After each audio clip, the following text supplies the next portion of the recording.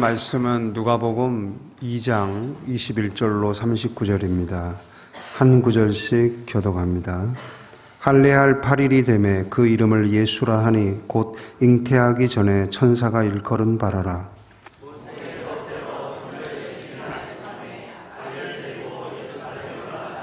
이는 주의 율법에 쓴 바 첫 해에 처음 난 남자마다 주의 거룩한 자라 하리라 한 대로 아기를 주께 드리고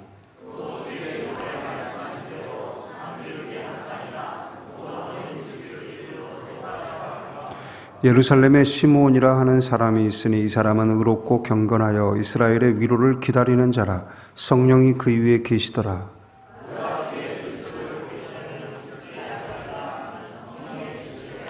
성령의 감동으로 성전에 들어가매 마침 부모가 율법의 관례대로 행하고자 하여 그 아기 예수를 데리고 오는지라. 주제여 이제는 말씀하신 대로 종을 평안히 놓아주시는도다. 이는 만민 앞에 예비하신 것이요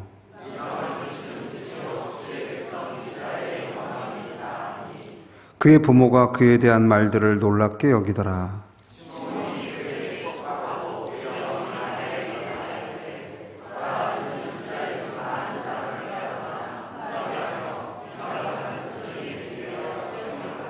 또 칼이 네 마음을 찌르듯 하리니 이는 여러 사람의 마음의 생각을 드러내려 함이니라 하더라.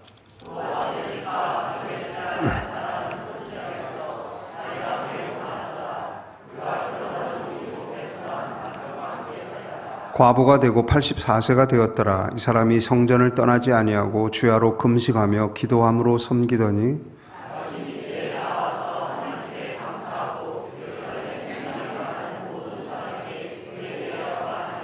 같이 읽습니다. 주의 율법을 따라 모든 일을 마치고 갈릴리로 돌아가 본 동네 나사렛에 이르니라. 인사하겠습니다. 함께 예배드려서 행복합니다.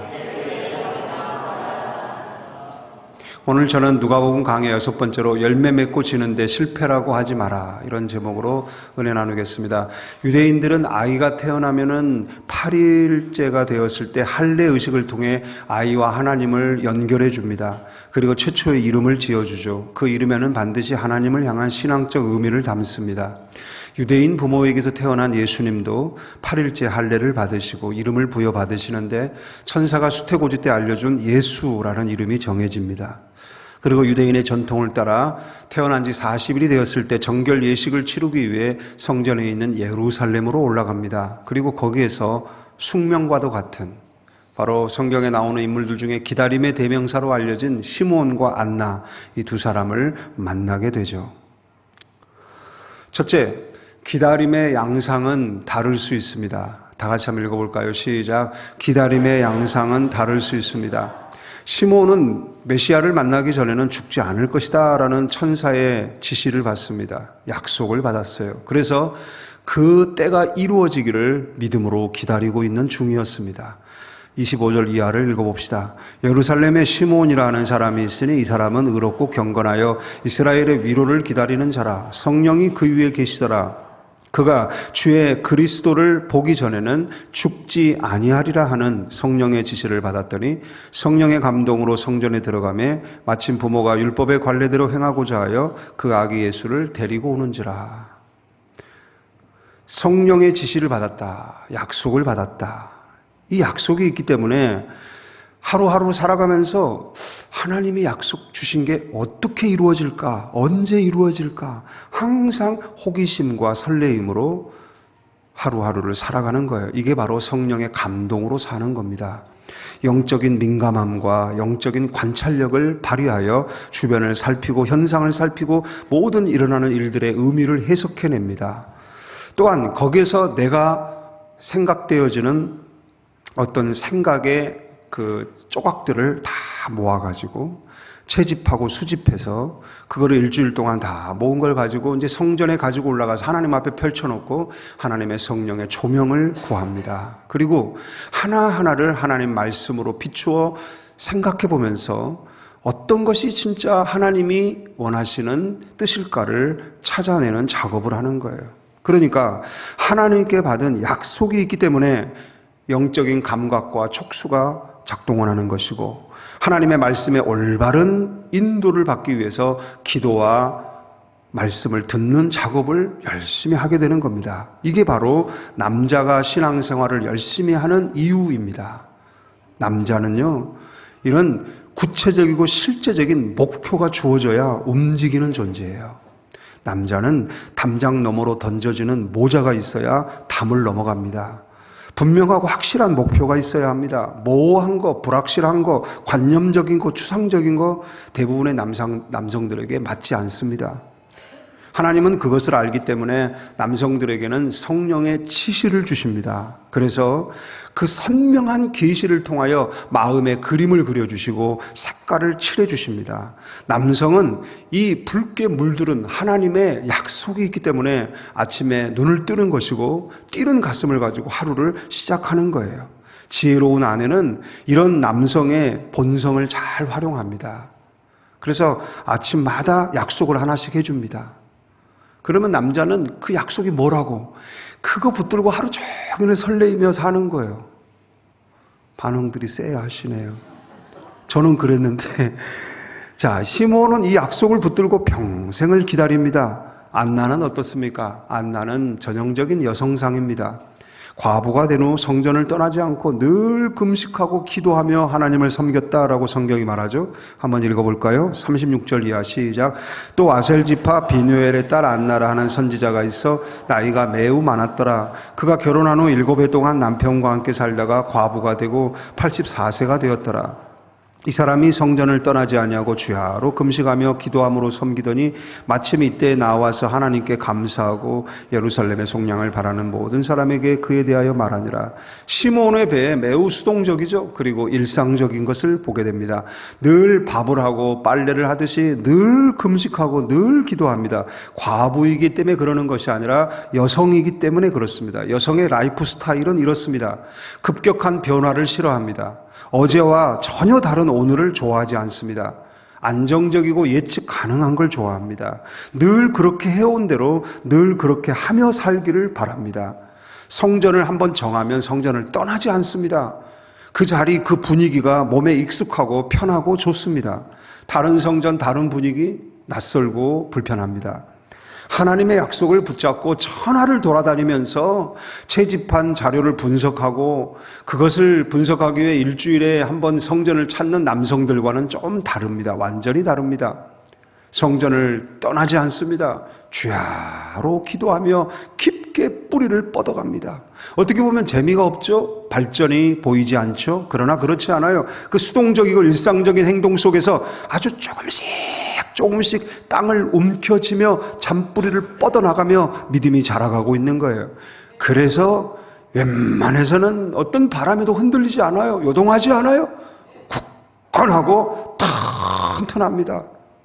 잔뿌리들이 아주 많이 뿌리를 내리고 있기 때문이에요. 그 조용함 속에 누리는 은혜가 있고요. 받는 위로가 있고요. 그리고 기다리는 소망이 있어요. 이게 여성적인 신앙생활의 모습입니다. 여러분, 이러한 다양함을 우리가 인정해야 됩니다. 나에 대해서도 타인에 대해서도. 믿음의 대상인 하나님은 한 분이시지만 믿음의 개체인 성도는 다양하다라는 걸 우리가 늘 기초적인 어떤 다른 사람을 이해하는 마인드로 가지고 살아야 되는 거예요. 누가 어디에서 하나님에 대해서 어떻게 믿고 어떻게 생각하고 있는가에 대해서 우리는 그 다양성을 인정할 줄 알아야 됩니다. 이 세상에서 어느 누구도 하나님을 믿는 믿음이 복제해 놓은 것처럼 똑같은 사람은 있을 수 없다라는 거예요. 하나님을 믿되 하나님을 이해하는 것이나 하나님을 향한 어떤 행동 양상이 다 다르다라는 거예요. 기간도 다르다라는 거예요. 하나님의 약속을 향해 걸어가는 여정도 다릅니다. 언제 어떻게 하나님에 의하여 쓰임받을지. 어떤 사람은 길게 쓰임받기도 하고 어떤 사람은 짧게 한 번 쓰임받고 가는 사람도 있어요. 자, 시므온을 한번 탐구해 봅시다. 시므온이 평생 하나님이 주신 약속을 이루어질 때까지 기다리며 살았는데 그 기다림으로 살았던 그 삶은 행복했을까? 불행했을까? 성경은 의롭고 경건한 자라고 소개하지만, 그러나 그 기다림의 삶을 살아가면서 본인의 마음이 행복했을지 힘들었을지 본인만 아는 거예요. 오늘 29절을 한번 봅시다. 시작. 29절 시작. 주제여 이제는 말씀하신 대로 종을 편안히 놓아주시는도다 라고 고백하는 것을 보면 하나님 나라로 빨리 가고 싶은데 가지 못해서 힘들었을 수도 있겠다라는 생각이 들어요. 주변 사람들이 볼 때는 의롭고 경건한 것이 몸에 배어있는 그 삶이 항상 평안하고 행복한 것처럼 보일 수 있지만 자기 안에서는 그 경건한 삶을 매일 똑같이 그 삶의 패턴을 지켜가며 살아가는 게 나름대로의 고초가 있고요. 치열하게 노력하는 그 가정 속에 겪는 고충이라는 게 있거든요. 더군다나 이 사람은 의롭고 경건하기 때문에 하나님의 나라를 빨리 가고 싶은 마음이 아주 강렬한데 빨리 가고 싶은 그 나라를 하나님의 약속이 이루어지는 것을 보고 가야 되기 때문에 못 가고 있는 데서 오는 번민이라는 게 있어요. 빌립보서 1장 23절 한번 읽어봐요. 시작. 내가 그 둘 사이에 끼었으니 차라리 세상을 떠나서 그리스도와 함께 있는 것이 훨씬 더 좋은 일이라. 그렇게 하고 싶으나 내가 육신으로 있는 것이 너희를 위하여 더 유익하리라. 내가 훨씬 더 좋게 여기는 그 일을 나는 빨리 하고 싶다. 난 빨리 천국에 가고 싶다. 그러나 하나님께서 나에게 맡겨주신 교회를 돌보라는 일, 돌아보고 가르치고 양육해야 할 성도들이 있기 때문에 나는 가지 못하고 있다 라고 고백하는 이 바울의 이 고백처럼 훨씬 더 좋게 여기는 일을 하지 못함으로 인해 겪는 번민이 있어요. 그러나 하나님께서 나에게 맡기신 일을 하기 위해 그 번민을 털어버립니다. 그리고 하나님의 일에 집중하는 거죠. 안나도 그렇습니다. 성전을 떠나지 않는 이유가 그저 하나님이 좋아서 하루 종일 하나님하고만 살고 싶어서였을까요? 주야로 금식하며 기도한 이유가 하루 종일 하나님과 대화하는 게 너무 좋아서였을까요? 그럴 수도 있지만 아닐 수도 있죠. 결혼한 후 7년 만에 남편을 잃은 그 충격이 너무 커가지고 사회에 나가 살 자신이 없는 거예요. 자기의 그 생에 주어진 그 무게를 감당할 자신이 없는 거예요. 그래서 밖으로 나가면, 세상에 나가면 도저히 숨을 쉬고 살 수가 없어서 하나님의 성전에, 하나님 품 안에 주의 종들과 함께 있을 때 조금이나마 숨을 쉴 수 있어서 성전에 머무는 것은 아닐까요? 안나의 믿음의 프리즘이 색깔이 몇 개이고 어떤 색들인지 아무도 모릅니다. 주변 사람들이 볼 때는 하루 종일 금식하고 기도하니까 와, 저분 믿음 좋다, 기도하는 분이다 라고 말하지만 사실은 그게 자기에게 어깨에 지어진 무게를 감당할 수 있는 최선의 노력, 아둥거리고 바둥거리고 있는 모습은 아니었을까? 그러나 중요한 것은 어떻든 간에 시므온은 빨리 천국에 가고 싶은데 가지 못하고 약속 성취를 기다리며 이 땅에서 지금 하루하루 그 기다림 속에 그 삶을 살아가는 가운데 아기 예수님을 만나게 됐고, 안나는 주야로 성전에만 있으며 주야로 금식하고 기도하는 가운데 아기 예수님을 만나게 되고, 둘 다 하나님이 정해놓은 인생의 한 시기에 그 아기 예수님을 만나게 되고, 그리고 하나님께 감사하고 찬양을 드리게 되었으며, 마리아와 요셉에게 아기 예수가 어떤 존재인지를 증언하는 그들에게 주어진 가장 중요한 그 역할을 해냈다라는 거예요. 여러분, 강 바닥을 타고 강물이 흐릅니다. 강 바닥은 모래일 수도 있고 진흙일 수도 있고 자갈투성일 수도 있고 바위일 수도 있어요. 그러나 그 위를 강물이 흐릅니다. 그래서 강 바닥은 그 모습이 보이지가 않아요. 물에 잠겨 있기 때문에. 그러나 말없이 강물이 흘러가도록 자기 역할을 다하고 있고요. 그 강물 위를 떠가는 나뭇잎이 바다를 향해 흘러가도록 강바닥과 강물은 협력하여 뜻을 이루고 있는 거예요. 믿음도 그렇습니다. 저마다 삶을 살아가는요, 사연이 다르고요. 하나님 앞에 믿음 가지고 살아가는, 믿음 생활하는 마음과 생각도 다 다르고요. 형편도 다르고요. 다 다릅니다. 그러나 각자의 그 다름 속에서, 각자의 그 형편과 여러 가지 사정 속에서 하나님은 마치 강바닥을 통해 강물이 흐르듯 하나님의 은혜는 흐르고 있고 하나님은 걸어가고 계십니다. 할렐루야. 그러므로 하나님이 우리의 인생을 통해 흐르시며 당신의 뜻을 향해 걸어가시고 있으면서 이 인간의 역사와 우주의 역사를 구원해 가고 계시기에 우리는 그런 점에서 우리의 인생의 어떤 부분이든 다 하나님이 원하시는 열매를 맺고 있는 것임을 우리는 알아야 합니다. 셋째, 다 같이 읽어봅시다. 시작.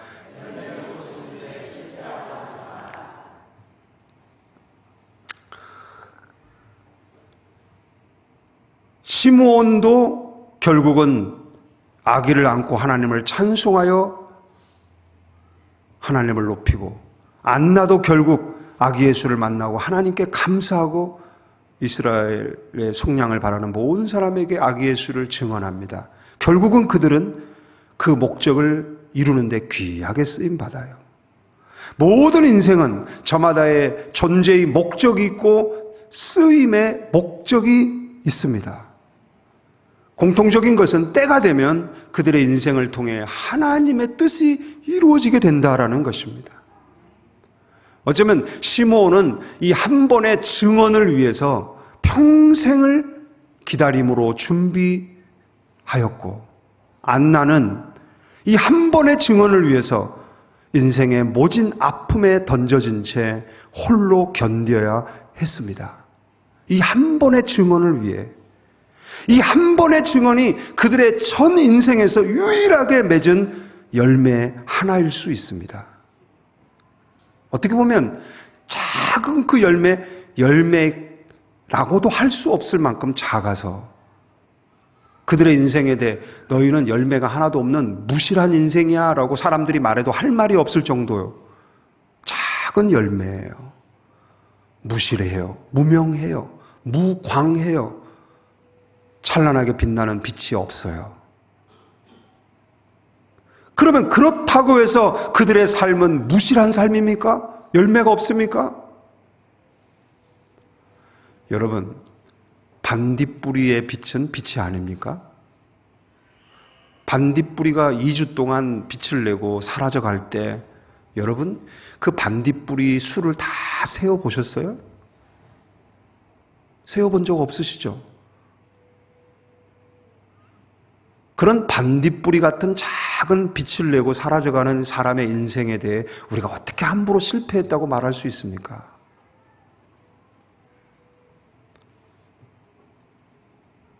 하나님 앞에 맺어드린 이 작은 열매 하나지만 시므온과 안나는 이 열매로 그들은 그 인생의 목적에 충분한 삶을 살았고 충실한 삶을 살았습니다. 그러므로 열매 맺고 지는 그 인생을 실패라고 해서는 안 된다라는 거예요. 그 누구도 남의 인생에 대해서 실패를 논할 수 없습니다. 실패라고 말할 수 없습니다. 만약 그 누군가의 인생에 대해 우리가 실패했다라고 말한다면 그 사람의 실패가 아니라 그를 지어서 이 땅에 살게 하신 하나님의 실패가 되는 거예요. 하나님은 실패하지 않는 하나님이에요. 하나님은 실수하지도 않는 하나님이에요. 실수를 하지 않는데 어떻게 실패가 있을 수 있습니까? 그가 맺은 열매가 어떤 열매인지 본인만 압니다. 그리고 하나님만 아십니다.